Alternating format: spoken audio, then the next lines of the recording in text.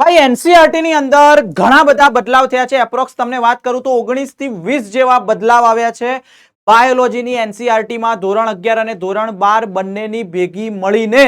તો કયા કયા બદલાવ છે ખાસ જોઈ લેજો, કારણ કે જો તમે જૂની એનસીઈઆરટી રીડ કરતા હોય તો એ જૂની એનસીઈઆરટી માંથી વાંચેલું હશે અને આ બદલાવ વાળું જો પૂછાશે તો તમારે નવી એનસીઈઆરટી મુજબ જ લખવું પડશે. તો જૂની એનસીઈઆરટી ફટાફટ લઈને બેસી જાઓ બધા, એની અંદર સુધારા વધારા કરી દો. કયા બદલાવ છે એમાં કઈ એવું જરૂર નથી કે નવી એનસીઈઆરટી આપણે ખરીદીએ, પૈસા બગાડીએ. જૂની એનસીઈઆરટી માં તમે બદલાવ કરી શકો છો. ડિટેલમાં તમને કહેવાનું છું, ફટાફટ જોઈ લઈએ આપણે. તો બેટા અહીંયા આપણે જોઈ શકીએ છીએ કે ચાલો યસ કે અહીંયા જોવા પહેલા તો હ્યુમન રિપ્રોડક્શન વાળું ચેપ્ટર છે, એની અંદર જે ફિગર આપેલી છે બરાબર, અંડકોષ વાળી ફિગર, એમાં નીચે લખેલું છે ઓવમ, અંડકોષ લખેલું છે, પણ નવી એનસીઈઆરટી પ્રમાણે એને દ્વિતીયક અંડકોષ, દ્વિતીયક પૂર્વ અંડકોષ કહી દીધું છે. લખી દેજો, હું બોલું છું ફાસ્ટ લખી દેજો કે અંડકોષ ચેકી દો એ આકૃતિના નીચે અને દ્વિતીયક પૂર્વ અંડકોષ કરી દો બરાબર. બીજો સુધારો ક્યાં આપેલો છે તો સ્તન ગ્રંથિનો જે ફકરો આપેલો છે લખેલો છે, એમાં એવું લખ્યું છે કે જે સ્તન ગ્રંથિમાં જે સ્તન વાહિનીઓ છે એ સ્તન વાહિની દુગ્ધ નળીમાં ખુલે છે, દુગ્ધ નળીમાંથી દૂધ શોષાવાથી એવું લખ્યું છે, પણ દુગ્ધ નળી અને દૂધ શોષાવાની વચ્ચે નિપલ શબ્દ હોવો જરૂરી છે.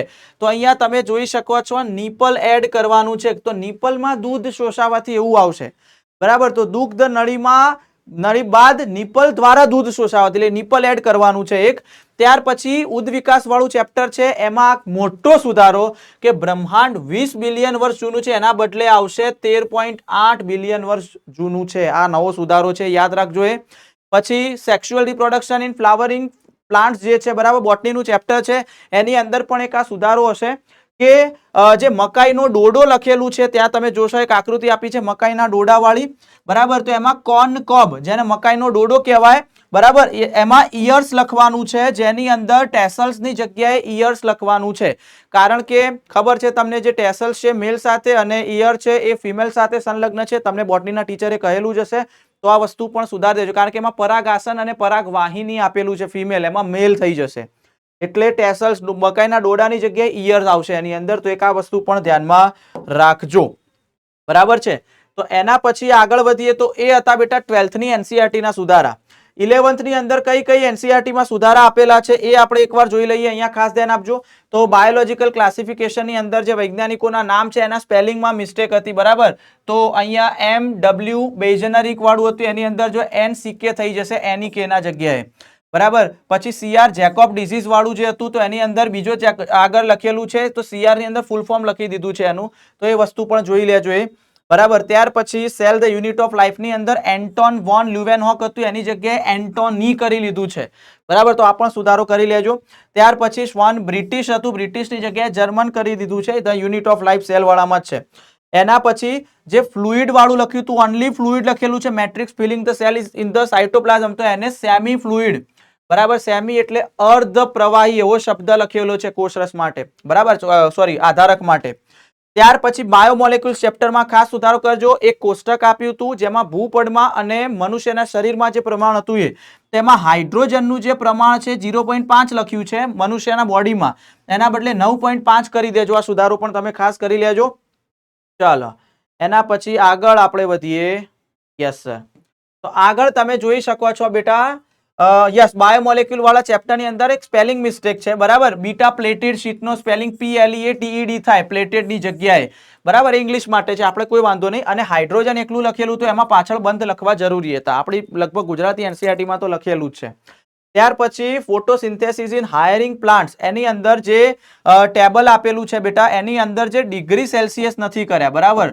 તો ડિગ્રી સેલ્સિયસ તો 30 થી 40 ડિગ્રી સેલ્સિયસ, 20 થી 25 ડિગ્રી સેલ્સિયસ અને 40 ડિગ્રી સેલ્સિયસ થી ઉપર, એટલે ખાલી ડિગ્રી નતું લખેલું બરાબર, એ પણ સુધારો છે. રેસ્પિરેશન ઇન પ્લાન્ટ બરાબર, તો એની અંદર રેસ્પિરેશન ઇન પ્લાન્ટમાં જે આપેલી છે આકૃતિ એમાં 2H+ લખેલા છે, એની બદલે 4H+ આવશે, યાદ રાખજો. 4H+ આવશે 2H+ ની જગ્યાએ.